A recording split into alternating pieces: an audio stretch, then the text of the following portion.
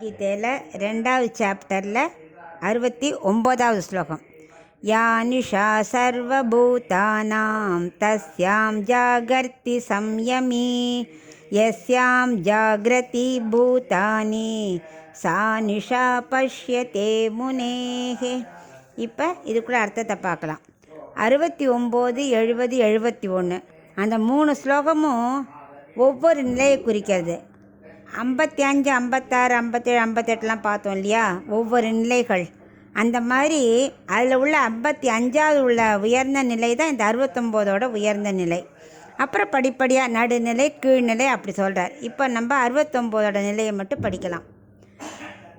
இதில் ராத்திரி நமக்கெல்லாம் ராத்திரியாக இருக்கும்போது அமெரிக்கா அது மாதிரி சில பிளேஸ்லலாம் பகலாக இருக்கு இல்லையா, அதே மாதிரி அவளுக்கு இரவாக இருக்கும்போது நமக்கு பகலாக இருக்கும்.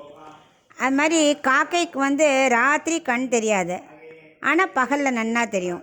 அதே கோட்டானுக்கெல்லாம் என்ன பண்ணும், பகலில் கண் தெரியாது, ராத்திரி நன்னா தெரியும்.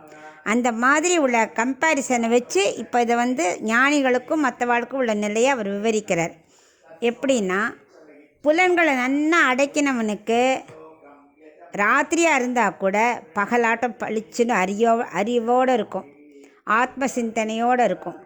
ஆனால் புலன்கள் அடக்காதவனுக்கு ஆத்ம சிந்தனையே இருக்காது இல்லையா, ஸோ அவனுக்கு பகலாக இருந்தால் கூட அது இரவு மாதிரி இருக்கும். இதைத்தான் அவர் எக்ஸ்பிளைன் பண்ணுறார். அதாவது இரவுன்னு அவர் மீன் பண்ணுறது அறியாமை, ஞானம் இருக்காது அப்படிங்கிறார்.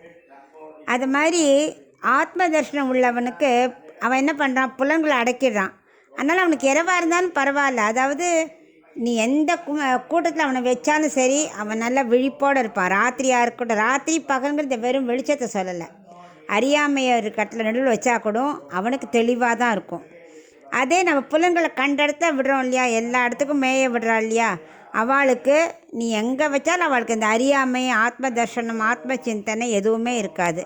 இந்த கம்பேரிசனை தான் அவர் இரவு பகல்னு சொல்கிறார். நாட் ஆக்சுவலி இரவு பகல், அறியாமை, அறிவு சிந்தனை. இதைத்தான் அவர் கம்பேர் பண்ணி இந்த 69ஓட உயர்ந்த நிலைன்னு சொல்கிறார்.